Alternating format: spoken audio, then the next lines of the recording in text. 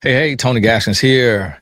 Why strong women keep falling for the wrong men? Now, this is a great question, and it is something that does happen every day, over and over, all the time. I've always been perplexed by it when I would see women with great jobs, great careers, with a drug dealer or a scammer. And it's always sad to see, always very interesting to see. It's something that we're going to have to study in the Smithsonian one day. But what I want you to understand is that strong women want strong men, but a strong man doesn't mean an outwardly confident man. And I think that's the issue that a lot of women have.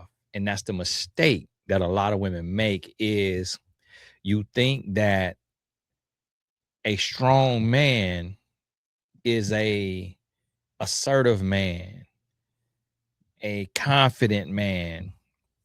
And when I say confident, I really mean like arrogant. I mean forward, blunt, where a strong man could be super quiet, socially awkward, a major introvert, skinny, short, scrawny, fragile, light in the pants, and be the strongest man you'll ever meet. So what's happening here is you're choosing a man based on his aura, based on his demeanor, based on his presence. I never forget, I had a client who was single woman and had a client who was single male, and the the single woman was very beautiful, fit, all of that. And the client, single man, fit, all of that. And I was with my male client, and I remember inviting the young lady over, introducing them.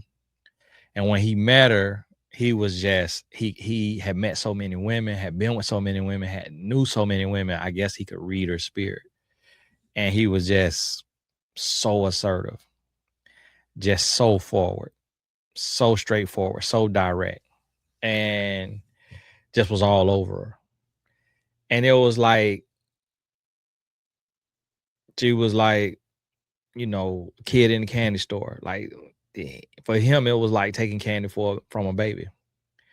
And she really didn't know what hit her because it's just not common for a woman to meet a man and for him to hug you and wrap you up with both arms and pull you in and like start nibbling on your neck on the very first time you met him. And then to do that in front of a life coach and relationship coach.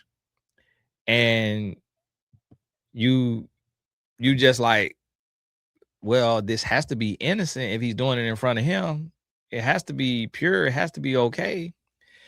And then I had to educate her and I had to let her know, like, I can already tell this ain't gonna be no good fit. This is it's not safe.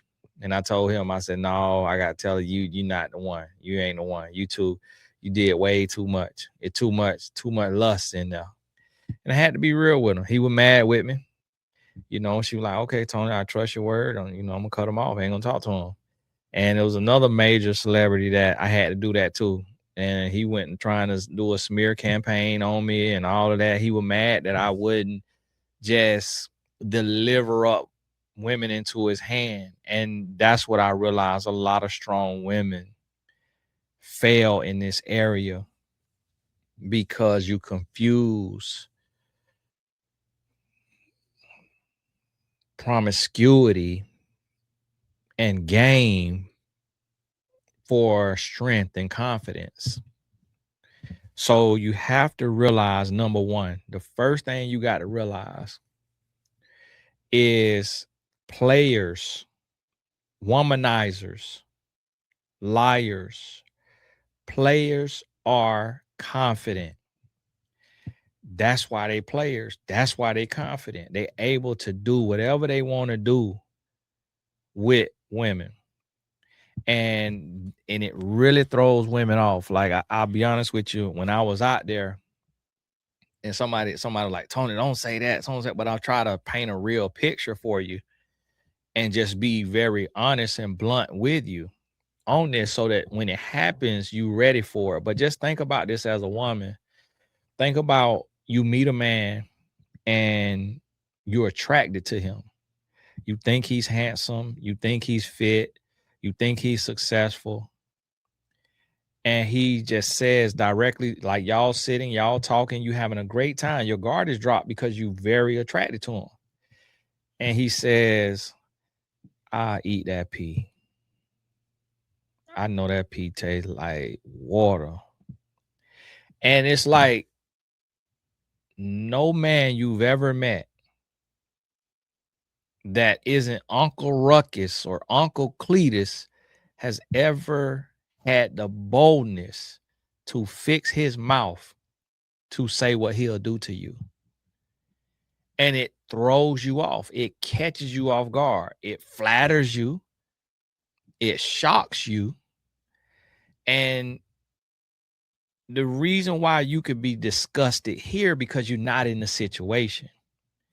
So all the chemicals that would be flowing from your brain if you were having your favorite meal with your favorite drink in an amazing ambiance with an amazing looking and smelling and dressed man is completely different. And so it's easy to be here and say, get up and walk away. Cuss him out. I do this and that. But you know what I found is women would be like, what? You'll do what? Really? When? Yeah, right. You talk a big game. And it just would be completely thrown off. But never once was it like, you such and such, you better not ever such and such say nothing like that, ever such and such again. If you don't such. Never once. Never once. All across the board. All across the board. And it just, women don't realize it. Like a part of, I think a real part of why me and my wife, when we was living in sin, why she got pregnant is because during the love making, I'd be whispering in the ear, I want you to have my baby. I want you to have my baby. And she was green. She was new. She was young. She had only had one boyfriend. She was 19 years old. So it's like she hearing that.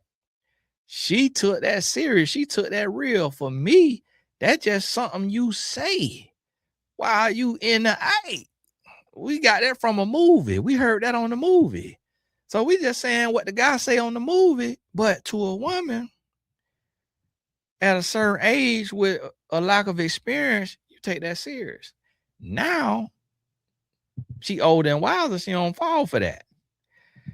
Now it's a different ball game. So that's what you have to realize is that you get disarmed by his confidence, his swagger. When you seen like a soft, scared, introverted dope boy, scammer, almost never. Like 1 out of 100. When you seen a soft, scared, introverted, scary looking gang member. Same applies with head football coach, principal, police officer, firefighter, Marine, Air Force captain, lieutenant. Like all of that come with swag. It come with aura. And it disarms a woman. So you get disarmed and you think that because he's so forward, because he's so assertive, because he's so confident, that he's sexy, he's attractive. And you tell yourself, you say, I'd rather a man be straight up I respect him for stating his intentions. So on the first date, when he say, I want to make love to you to some baby making music, or it could be the 10th date. It could be the 5th date. Don't take it too literal what I'm saying. But when he comes out and he says, I want to eat that pea, I eat your booty like grocery. It just, what? It just catch you off guard. It throw you off because you done met so many men, you done talked to so many men, and he the only one that said that. Like the little shy introverted man, the nerdy man, the software man, the whoever man, he go on 10 dates with you and scared to hold your hand, scared to touch the small of your back. This guy here, third date, he's sitting a hand on that booty cheek. You like, my goodness, you got to grab his hand and pull his hand up. Like, what's going on? Confidence. He just know he done been out there, he done tested it, he done tried it. I never forget. Now that's how I was. Guess what? Met a homeboy. Talked to my homeboy. He say, man, women like you to be. Some he said like controlling, like they like you to just tell them, hey, I want that pee. And I'm like, get y'all, the person that y'all got up there in Washington, D.C. said it. Remember that recording? He said you could just grab them by the pee. He said it. That's a white man who is unattractive. Said he could just grab you by the pee. That's how you fall for the wrong man. You confuse his assertiveness and his confidence for a quality, for a strength. You feel secure. You feel like you with a real man. Not realizing that what he said and what he did and what he showed is disrespect. It's because he doesn't respect you. It's because he feels like you a piece of meat. So he just can grab your booty. He just can say what he want to say. He could just try what he want to try because he actually doesn't hold women in high regard. He doesn't have a respect for you. And that's where you go wrong. Now, the second reason why strong women keep falling for the wrong men is strong women can endure more pain and headaches. So when you're a strong woman, your threshold is greater. So you can deal with more because you've seen more or you felt more or you've been through more. So you're like, okay, this is a part of it. This goes with it. And you can endure it and you'll tough it out. Whereas a weaker woman, she like, oh no, I can't handle this. I'm losing my mind. She pulling her hair out and she just retreats. Like she got to get away. She runs and just becomes a recluse. But you like standing in the paint, 10 toes down, like you tough. You like, I could take it. We arguing, we fighting, we going through. This is a relationship. This is part of it. He's loud. He's rude. He's disrespectful. He cursed me out. I'm a big girl. I'm a tough girl. I got my big girl panties on. Got my big girl pants on. I can handle it. Let me cuss back. Let me yell back. Let me talk tough back. Let me bow up back. Like and that strength is actually a weakness, because what you call in strength, what we call in strength in this instance, is actually a lack of self-love. And the woman that we think is shy and docile and weak, who left without yelling, without cursing, without swinging back, without fighting back, without cheating back, she actually is strong. Although she quiet, although she shy, although it looked like she tuck tail and run, she actually strong. She actually loves herself and values herself. See, again, it's a misappropriation of the terms. And so that's why we have to misappropriate it in the answer. because what we call strong is actually weak for the male and the female. And that's what our issue is. We have misappropriated the terms. We call self-hate love. We call control love. We call abuse love. It's a lot of words that we are misappropriating. It's a lot of things that we taking out of context. It's a lot of that. That's what you got to realize. That's what you got to realize. So it come down to a time and a place to where you got to understand that, hey, this real.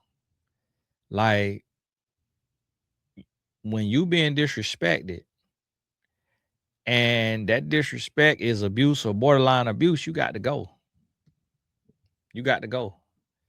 You got to take on off. You got to do your thing. You got to take on off. So understand that.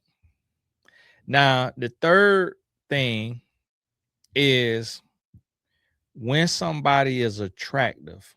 This is the thing where strong women keep falling for the wrong man is a lot of times attractiveness invites more trouble and struggle for men and women. So an attractive woman who may be a strong woman attracts the most confident and dominant men. And then an attractive man attracts the most women. And he struggles with being faithful because he can have anyone, he can have it all. And so a lot of times women, strong women, are attracted to attractive men because that attraction equals confidence. And a woman loves a strong, confident, self-assured man. A woman despises a tail-tucking, cowardly, awkward, scary acting man. So that drama is attracted to your life because of the attraction that you basing the relationship on, and you might not even realize you're doing it. So now you have this man who is tall, dark, and handsome, but he can have any woman he wants. Every woman he wants him, including you. And now you falling for the playboy. You want the man that you want, but what you fail to realize is the man that you want, every other woman want him too. Until y'all know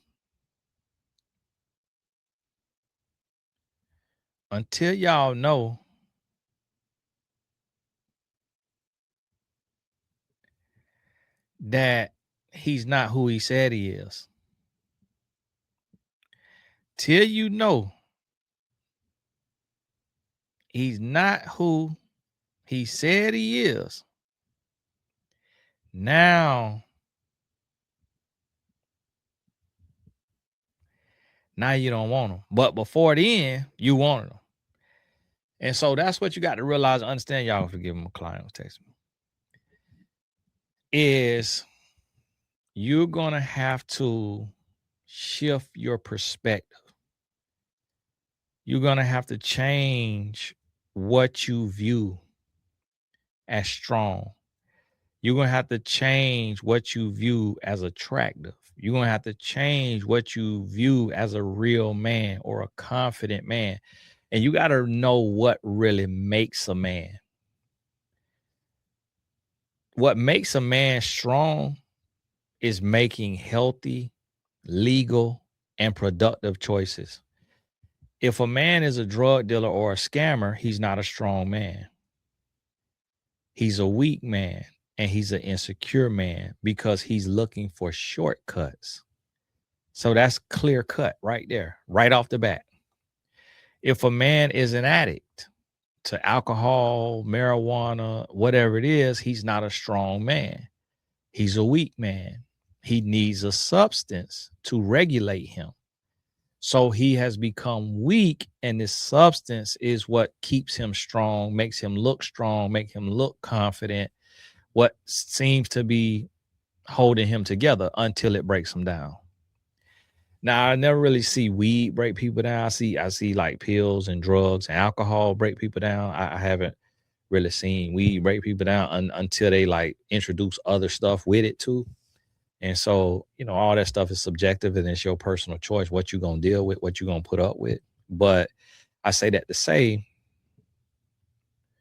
you have to change what you see. So the man who gets up and he goes to work every day without complaining, don't mean he never complains, just mean he ain't complaining every day. He's choosing the difficult path to be honest, to be loyal, to be faithful to you and to his job, to get up and go to work. He's not taking shortcuts. He's not trying to do tax fraud. He's not trying to do credit card fraud. He's not trying to sell drugs. He's not trying to be a professional gambler and leveraging the house and the mortgage and asking for your money and your credit cards and all of that. He ain't trying to do all of that. He ain't trying to do all that. What he's trying to do is he's trying to be faithful, make a living, do the right thing. That's what he on. That's what he want. That's what he focused on. So that's what you got to realize. You got to be able to look, and you got to be able to see like, okay, this where we at with it. This what he want to do. And you have to be able to read and react, read and respond. Reaction could be negative. Response is positive. So you have to change the way that you look at it. And you want a masculine man. And you think masculine means him being direct, him being full of aura or swagger, him dressing to the nines. Like, you confusing masculinity. He could dress like Steve Urkel. That man get up and go to work. He talk to you with respect. He never call you out your name. He's not trying to argue with you. He's not confrontational. You think he's a coward because he won't yell at you. He won't curse at you. He won't argue. That's the strongest man in the world. You used to a man cursing you out and putting you in your place. And you think that's a man. That's not a man. That's a punk. Real men don't argue with women. Real men don't curse at women. Real men don't control women. Real men don't cheat on women. Real men don't make a woman compete. Real women don't berate a woman or demean a woman. Real men don't do that. And that's what so many women have associated with a real man, a man that's going to hurt her feelings, a man that's going to put her down, a man that's going to make her compete with another woman, a man that's going to keep her on her toes and make her stay super fit and super sexy and have sex every night and all of that right there. That's what a lot of women have associated with a real man. And they think that means he's confident. That means he's strong. No, it means that he's trauma ridden. It means that he's selfish. It means that he doesn't love himself and he's incapable of loving you. He's actually what the definition of emotionally unavailable is for, because he can't give love nor can he receive love, meaning he can't appreciate and be grateful for your love and in a healthy way reciprocate that love back to you. He can't do it. It's not how he's built. And you have to realize that. So what happens is a lot of strong women end up seeking approval instead of seeking love. What you think is love is really your insecurity. And what you think is seeking his love, you're actually seeking his approval. And the way that he keeps you and the way that he tricks you and the way that he traps you is he makes you feel insecure and he makes you feel vulnerable and he makes you feel like you're not good enough. so that you're always working for his approval and working for his love. And so instead of lifting you up, he puts you down. Instead of complimenting you, he complains. And although he may lift you up every now and then, once a week, or compliment you once a week, the other 6 days is complaints, comparisons. Oh, this woman does this woman does that. His wife does this, his girlfriend does that. Why don't you do this? Why don't you do that? You're getting too big. You're getting to this. You're getting to that. So you feel less than, you feel insecure, you feel compared, you feel worthless. And so you start to pedestalize him and see him as a trophy and see him as a prize because he can do no wrong. He has all the confidence, he has all the looks, he has all the physique, he can do no wrong. So what you want to do is be good enough for him. You want to be able to be somebody in his eyes. You want to be his equal. You want to be his match because he has made you believe that he is so high and mighty and you're so low and dumb. You're so weak and feeble. You're so less than. He can have anybody. You can have nobody. You need to be thankful that he's giving you an opportunity. You need to work for his love. You need to suck and duck and truck and pluck and everything else. Because if you don't, he's going to leave you. If you don't, he going to cheat on you. If you don't, he going to beat on you. If you don't, he going to tell the world about you. If you don't, he going to expose you. So you got to be a better woman. You got to put up with all of his headaches, all of his drama, all of his trauma, all of his pain, put up with his cheating, put up with his lying, put up with his control, and put up with his manipulation. You got to do all of that because he is him and you are not her. That's the positioning, that's the framing, and that's how he has made you feel. And that's why you feel trapped. That's why you feel stuck. And what you got to realize is that he's a very, very weak man. And the faster you leave, the better, because the longer you stay, the more you wind up that jack in the box, and you don't want that jack in the box to pop out on you. Because I mean, whatever it is, pop goes the weasel. You don't want that weasel in a box to pop out on you, because if it pop out on you, you might lose your life. So you got to stop winding that weasel in the box, and you got to go. You got to move on about your business. And what you're going to realize is when you leave, if he's completely toe up from the floor up, then he going to say good riddance, bump you. I don't care about you leaving. Go ahead, bump you. If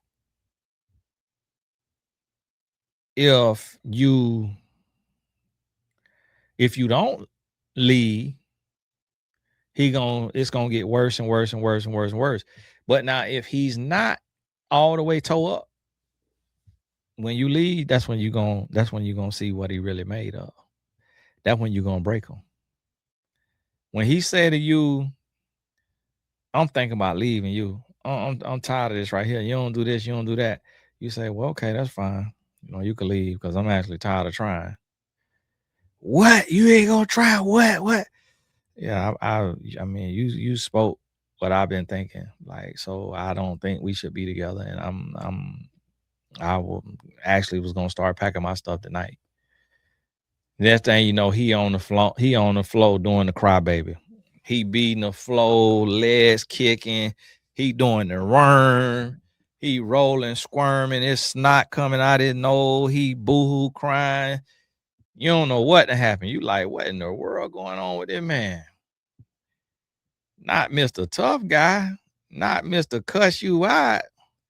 Not Mr. All of that. Not Mr. HIM. Capital letter. No, not him. What? Nah, it's all kind of sorries. He going to church. He got the rosary around his neck. He Catholic, Methodist, Baptist, Presbyterian, Episcopalian, Pentecostal, everything. 7-Day Adventist, Jehovah's Witness, Muslim. He all of it. Well, he everything he could be. I need you. I love you. Don't leave me. Not Mr. Tough Guy. That's what you got to realize. You got, but that little nerdy, quirky, little half ball, freckle, red hair, whatever it is, no hairline, scrawny, skinny, feeble, double breast, 3-piece suit wearing, penny loafer, man that you overlooked, that you mistreated, that you thought was a lame, the strongest man you ever met. And yeah, they got tall, dark, and handsome men that's like that too. That's strong and all that and good men, but you got to be able to tell the difference. And it's gonna be based on his choices. It's gonna be based on the choices that he makes in his life and what them choices add up to, what them choices equal to, what are the implications of the choices that he is making. If he is a good man, if he is a strong man, those choices will be advantageous, they will be beneficial, and they will move y'all's story forward. If he keeping y'all spinning your tires in place, or you sinking in quicksand, or you going backwards, it don't matter how he portrays himself, how he postures, how he positions, he is not a real man. That is a weak man. That is a broken man. That is a trauma-ridden man. That is a lost man. And you got to find the strength to walk away. Hey, this Tony Gasson. God bless you. Keep your head up. Y'all, let's see. I'll be shooting video sprees. I'm getting the work done. And I ain't got all the million coaching calls. I'm able to do this here. The Solopreneur Mastermind. Well, it's called Solopreneur Collective now. Change the name for 2027. It is enrolling. You will see it. So if you want to build your brand, build your business. For those of y'all who in the 2026, stay tuned for the email for our call coming up. We have a minimum of 2 Zooms a month. This year, we April through December. Next year, it's going to be January through June. So claim your spot if it's affordable. If not, don't stretch. Don't force it. Don't, if you ain't where you need to be and ready to take that leap and ready to build your business, build your brand, start your company, whatever it may be in the solopreneur space, then it's not for you. But hey, this is Tony Gasson. God bless you. Keep your head up, and we'll talk soon.